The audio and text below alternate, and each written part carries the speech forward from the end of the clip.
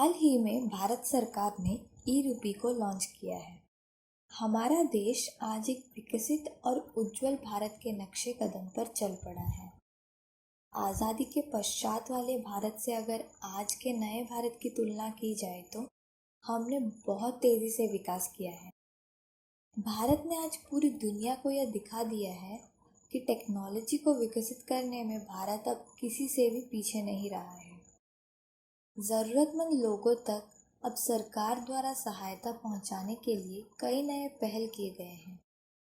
E-rupee Bharat का ऐसा ही अपना डिजिटल ट्रांजैक्शन माध्यम है, जिसकी सहायता से बहुत बड़े स्तर पर लोगों तक सीधे मदद पहुंचाई जा सकेगी।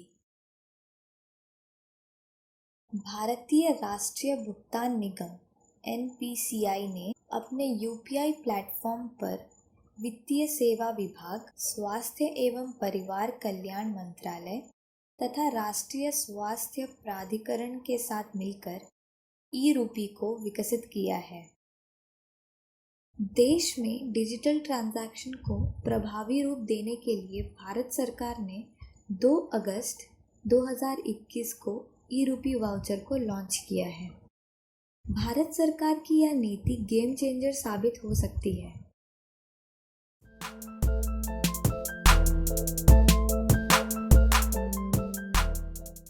ई-रूपी बहुत हद तक डिजिटल करेंसी जैसी लगती है, लेकिन वास्तव में यह इससे काफ़ी अलग है। ई-रूपी डिजिटल पेमेंट का ही एक तरीका है। यह डिजिटल पेमेंट करने के लिए कैशलेस और कॉन्टैक्टलेस यानी संपर्क रहित एक माध्यम है। डिजिटल करेंसी के रूप में यह भारत सरकार का एक अहम कदम माना जा रहा है।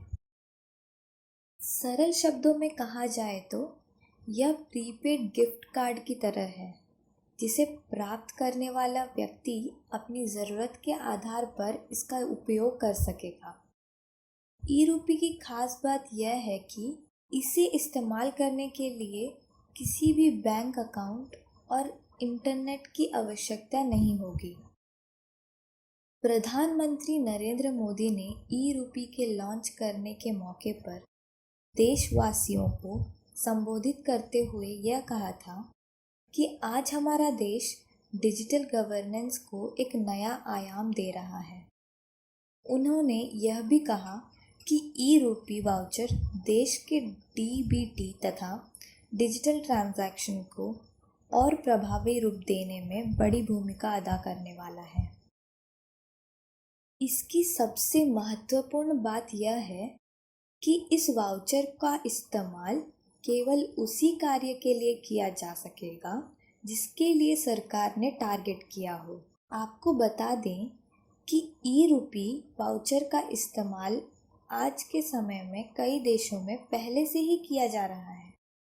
अमेरिका, कोलंबिया, स्वीडन आदि जैसे बड़े देशों में यह सुविधाएं आम लोगों तक पहुंचाई जा रही है।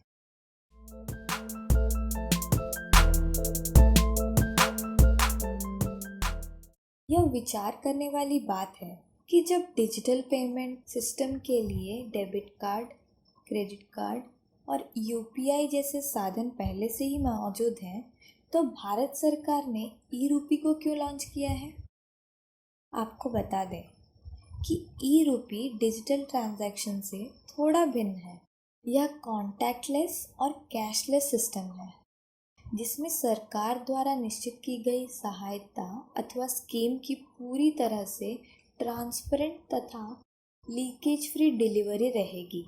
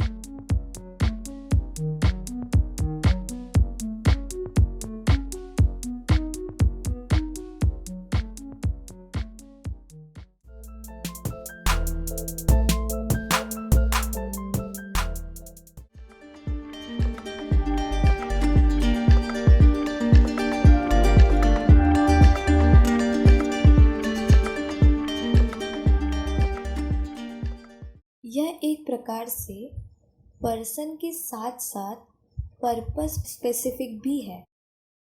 सरकार जिस उद्देश्य से कोई सहायता या बेनिफिट लोगों तक भेजेगी वह उसी उद्देश्य के लिए प्रयोग होगा तथा यह ई रूपी के जरिए ही किया जाएगा।